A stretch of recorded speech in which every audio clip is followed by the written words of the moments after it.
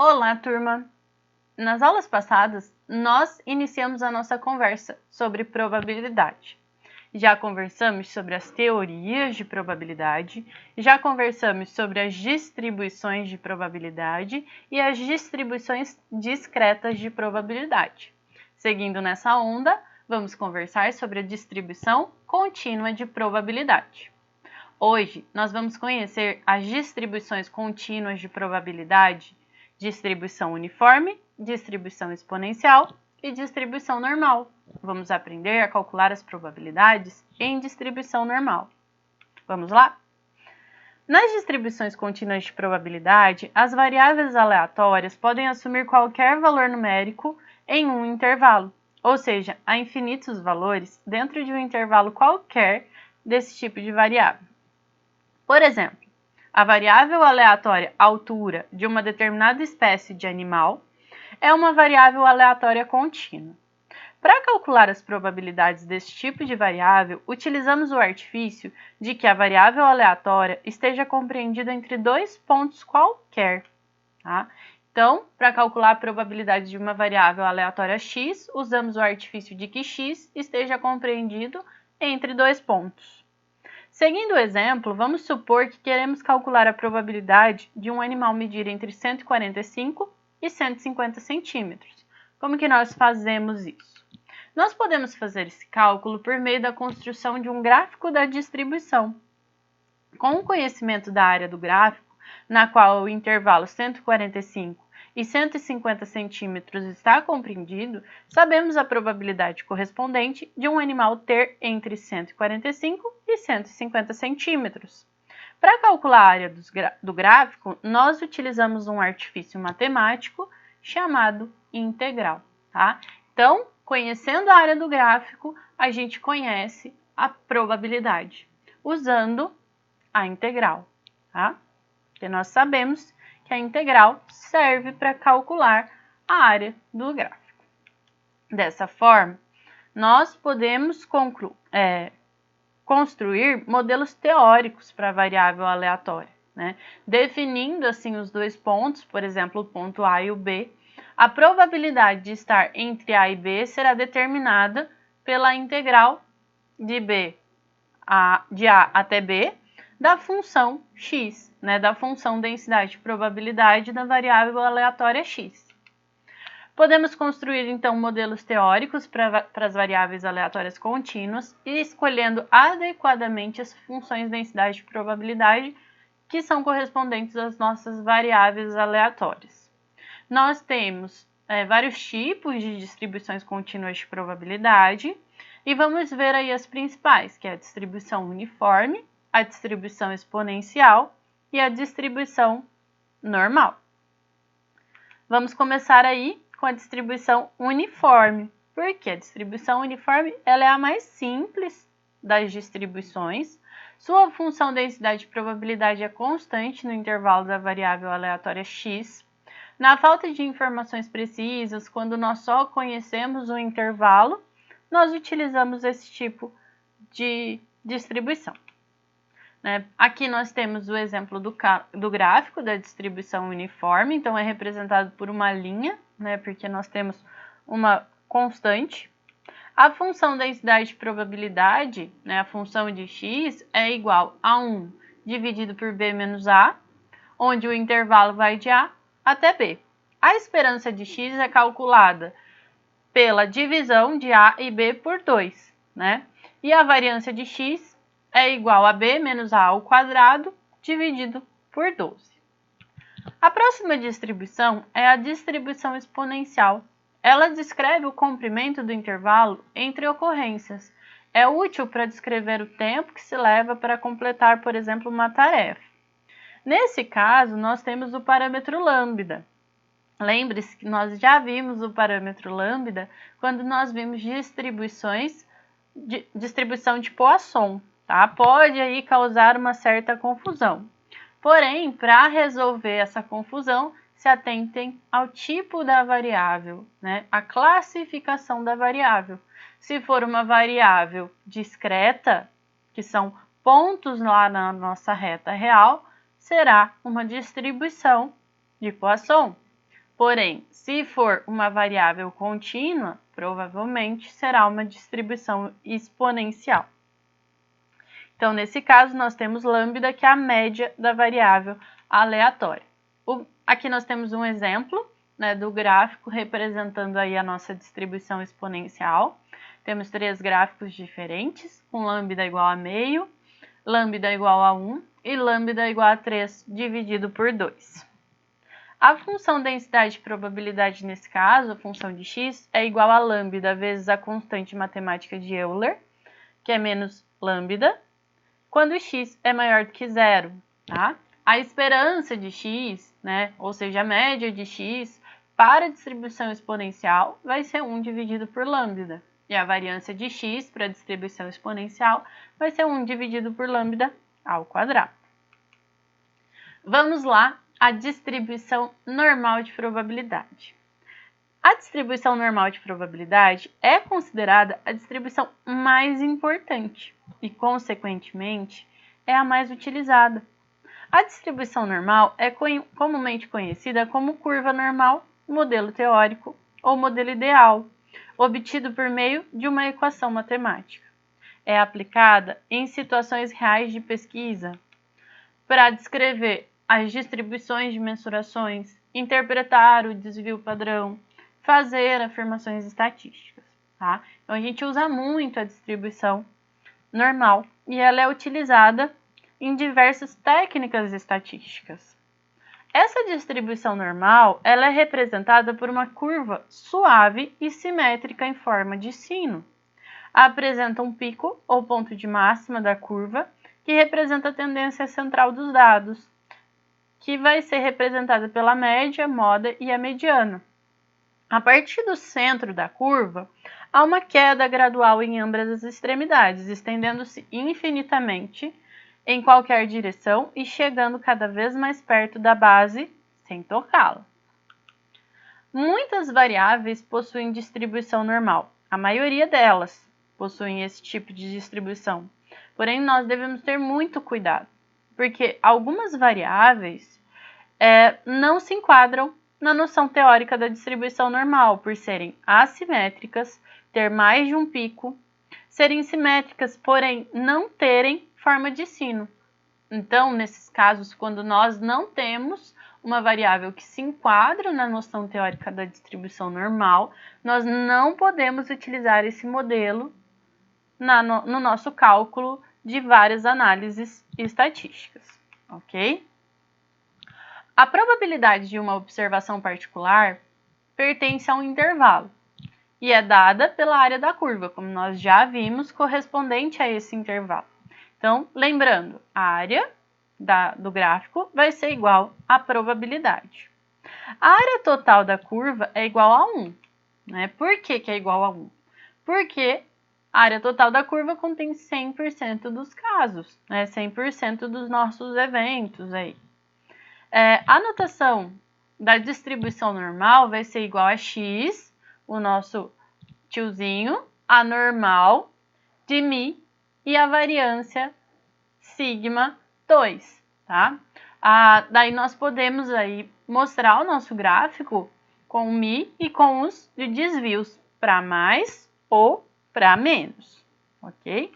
A função densidade de probabilidade de uma distribuição normal é igual a 1 dividido por sigma, que é o nosso desvio, vezes a raiz quadrada de 2π, vezes a nossa constante matemática, né, Euler, elevado a menos x menos mi elevado ao quadrado dividido por 2, duas vezes a variância, sigma 2.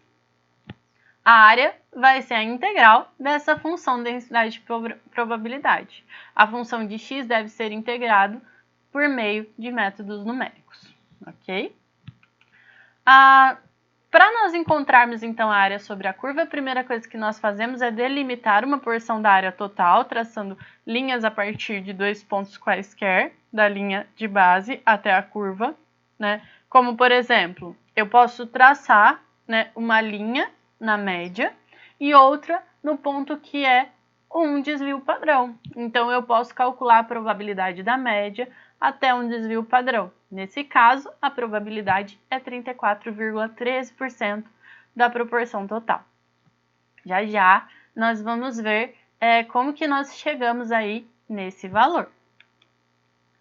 A porcentagem da área total sob a curva, né, entre μ e os pontos que estão a um desvio, 2 desvios, 3 desvios, eles são conhecidos, tá? Então, na distribuição normal, as proporções de observações em determinados intervalos são conhecidos. Por exemplo, no intervalo entre a média mais ou menos 2 desvios, estão compreendidos 95% dos dados, né? Das observações e no intervalo entre a média mais ou menos um desvio padrão, nós temos cerca de 68% dos dados, como está aí no gráfico, né? Então, da média até menos um desvio a mais um desvio, nós temos 68% dos dados. De menos 2 desvios a mais 2 desvios, nós temos aproximadamente 95% dos dados. E de menos 3 desvios a mais 3 desvios, nós temos aí mais de 99% dos dados. Esse conhecimento ele é super útil, pois nos permite descrever com precisão como um elemento ele se posiciona em relação ao resto da população. Por exemplo, se um elemento apresentar um valor de mais de 2 desvios padrões acima da média, nós sabemos que ele vai estar entre os 2,5% dos elementos com valores superiores na população, tá? Então, porque ele vai estar lá acima dos 95,44, tá? Para calcular a probabilidade de uma variável aleatória, utilizando 2 pontos, nós utilizamos então a integral daquela função densidade probabilidade. Vamos ver agora a distribuição normal padrão, tá? A distribuição normal padrão é uma distribuição que nós padronizamos para uma determinada média e uma determinada variância. Tudo isso para facilitar o cálculo da distribuição normal, né, das proporções da distribuição normal.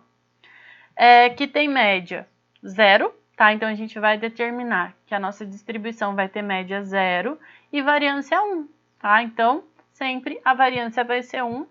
Nós podemos calcular os valores de probabilidade no intervalo entre A e B.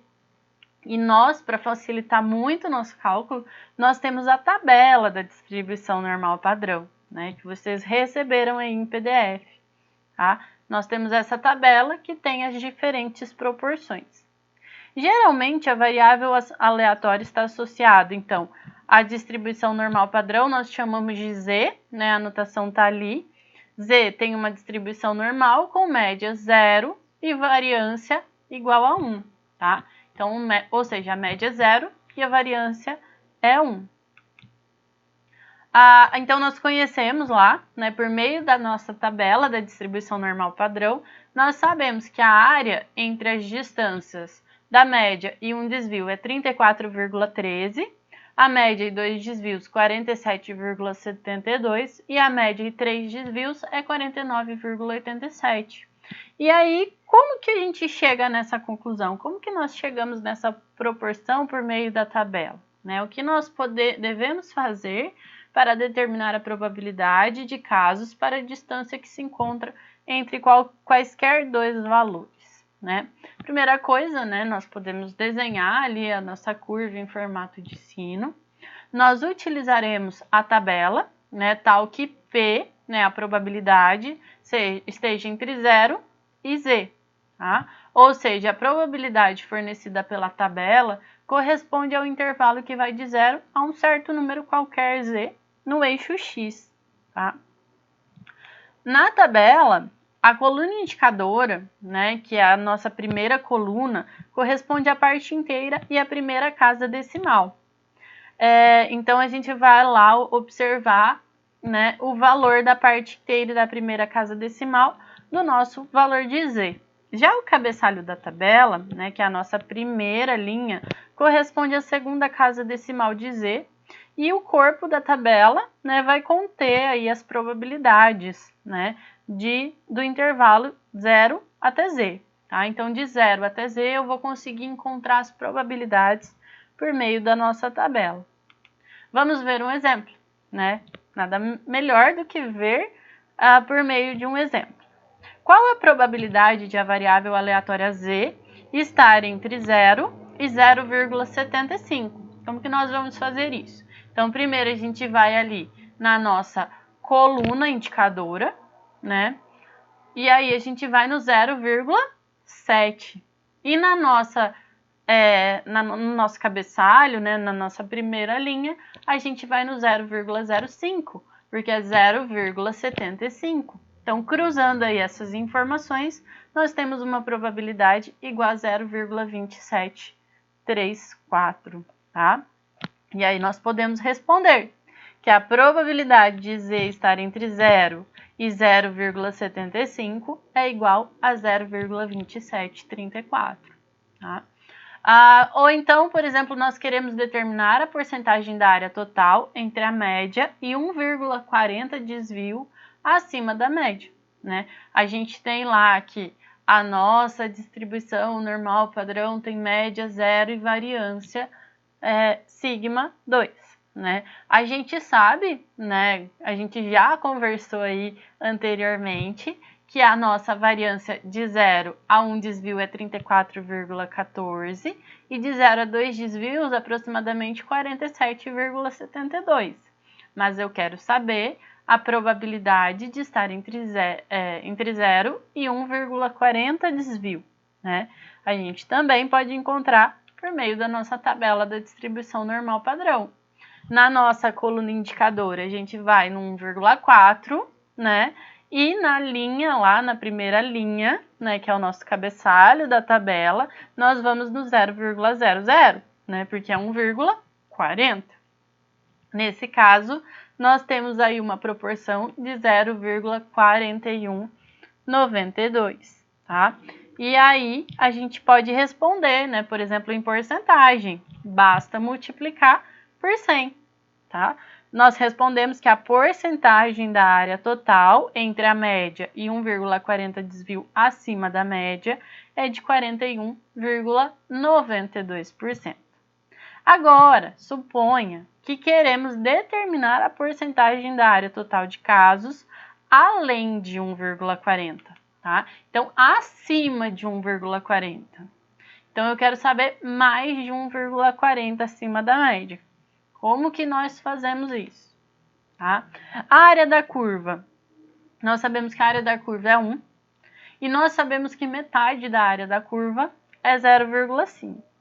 Anteriormente, né, no exemplo anterior, nós já tínhamos definido que de 0 a 1,40 a probabilidade era de 0,4192, né? E nós sabemos aí que a área total da curva é 0,5, tá? Então, como que a gente encontra só a parte superior a 1,40? Fazendo a subtração, tá? De uma forma bem simples. Então, qual que é a probabilidade de estar de 1,40 até infinito, né? Acima de 1,40, a gente pega o 0,5, né? Que a gente sabe que a probabilidade acima da média é de 0,5, menos 0,4192, que é igual a 0,0808 ou 8,08%, se eu for indicar isso em porcentagem, tá? Então, basta subtrair. É uma questão meio que lógica. Nós sabemos que a área da curva é 1, metade da curva é 0,5, tá? Basta fazer a subtração. Pessoal, se fosse um número negativo, a gente faria a mesma coisa, tá? Por quê? Na nossa tabela é sempre o intervalo de 0 até um valor z, tá? Se fosse um valor negativo, de 0 até um valor z é a mesma probabilidade do positivo. Por quê? Porque nós sabemos que os dois lados do nosso gráfico são equivalentes, são iguais, ok? Então, para vocês agora, encontrem as probabilidades da variável padronizada z, né? A probabilidade de estar entre 0 e 1,57, a probabilidade de z estar entre menos 1,89 e 0, a probabilidade de estar entre menos 1,23 e 1,05, a probabilidade de estar entre menos 2,22 e menos 1,35, a probabilidade de Z estar entre 0,52 e 1,23, a probabilidade de Z ser maior do que menos 1,27, a probabilidade de Z ser menor do que 2,23 e a probabilidade de Z ser maior do que 2,23. Peguem aí as tabelinhas de vocês, o lápis e o papel e façam aí esses exercícios. E agora, gente, como que nós determinamos a porcentagem da área total entre a média e um determinado desvio padrão de qualquer variável? Tá? Nós sabemos que toda variável x tem distribuição normal com média μ e variância σ2. Nós sabemos que todas essas variáveis que têm distribuição normal com média μ e variância σ2 pode ser transformado em z com uma distribuição normal com média 0 e variância igual a 1. Então, nós podemos utilizar a tabela para determinar as probabilidades, a área da curva entre dois pontos de qualquer variável, fazendo a padronização. E como que a gente faz a padronização? A gente utiliza essa formulazinha, tá? O z vai ser igual a xi. Xi é o valor da variável aleatória que vai ser padronizada, menos a média geral, a média da população dessa variável padronizada, dividido pelo desvio padrão de x. Tá? Então, nós podemos encontrar o valor de z por meio do x e por meio da média e do desvio padrão. Vamos ver um exemplo para ficar mais fácil. Suponha que estejamos estudando a distribuição de renda de trabalhadores de uma grande agência, na qual a renda média anual seja de R$20.000 e o desvio padrão de 1.500. Considerando que a renda anual seja normalmente distribuída, podemos determinar a probabilidade de um trabalhador ganhar entre R$20.000 e R$22.000 por ano da seguinte maneira. Então, nós temos aí a média, que é 20.000, nós temos o desvio padrão anual, que é 1.500, nós temos o valor de Z, eu quero saber do trabalhador ganhar entre R$20.000 e R$22.000. R$20.000 é a média, ok? Então, para Z, isso seria o quê? Seria 0, né? R$22.000 para Z, a gente joga na nossa fórmula. XI é 22.000, R$20.000 é a nossa média, então 22.000 menos a média 20.000, dividido então por 1.500, que é o desvio padrão. Nós temos aí que Z, nesse caso, é 1,33, tá? Então, nós temos aí, primeiramente, nós podemos dizer que uma renda anual de R$22.000 está 1,33 desvio padrão da renda média anual de 20.000, tá? Então, utilizando a tabela da distribuição normal, nós podemos encontrar a probabilidade, de Z estar entre 0 e 1,33, que é igual à probabilidade de X estar entre R$20.000 e R$22.000, tá? Então, olha, desenhei os gráficos ali, μ igual a 0 e Z igual a 1,33, essa probabilidade que nós queremos encontrar. E se nós formos fazer isso para X, nós dizemos que X está entre 20.000 e 22.000. Tá? Então, utilizando a nossa tabela, nós vamos utilizar o valor 1,33, que é o valor Z, o valor padronizado. Então, eu vou na nossa coluna indicadora no 1,3 e vou na nossa primeira linha no 0,03. Nós temos o valor igual a 0,4082. Tá? Então, nós podemos responder, pessoal, que a probabilidade de um trabalhador ganhar entre R$20.000, que é a média, e R$22.000 por ano é de 0,4082, ou de 40,82%. Vamos responder mais uma pergunta sobre esse exercício? Qual a probabilidade, de um enfermeiro ali, um trabalhador, ganhar mais de R$22.000? Bom, então nós temos aí a probabilidade de estar entre 1,33 até infinito, né? Porque é ganhar mais de R$22.000, tá? Então, nesse caso, fica bem facinho quando a gente desenha aí a nossa curva, né? A minha curva de interesse é a curva que está em verde, né? Ou azul ali em verde, tá? Nós já temos a probabilidade de estar entre 0 e 1,33. A gente calculou no exercício anterior. E nós sabemos que metade da curva é igual a 0,5. Então, basta subtrair, tá?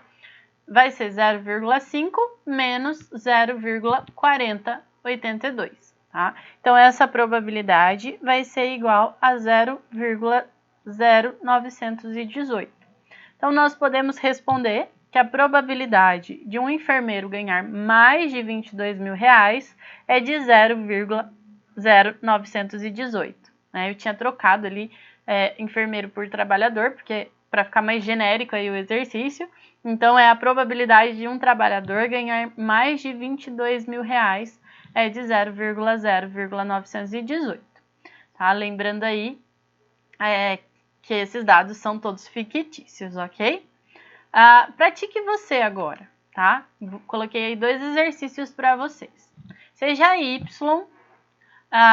uma variável aleatória que tem distribuição normal com média 3 e variância 16, ou seja, a variância y tem média igual a 3 e variância igual a 16. Faça o gráfico da distribuição e determine a probabilidade de y estar no intervalo de 3 a 8, tá? Então, faça aí esse exercício. E também coloquei aí um outro exercício, o peso dos bovinos de uma fazenda aos 205 dias de idade segue uma distribuição normal, tá? Com média 147,8 kg e 306,25 kg. Calcule a probabilidade de um bovino aleatoriamente selecionado ter peso entre 135 e 140 kg. Então, faça aí o exercício. Bom, pessoal, na aula de hoje, nós aprendemos as distribuições contínuas de probabilidade. Dentre as distribuições, nós vimos distribuição uniforme, distribuição exponencial e distribuição normal. E também calculamos as probabilidades em uma distribuição normal. Na próxima aula, nós vamos entrar em inferência estatística. Bons estudos, até mais!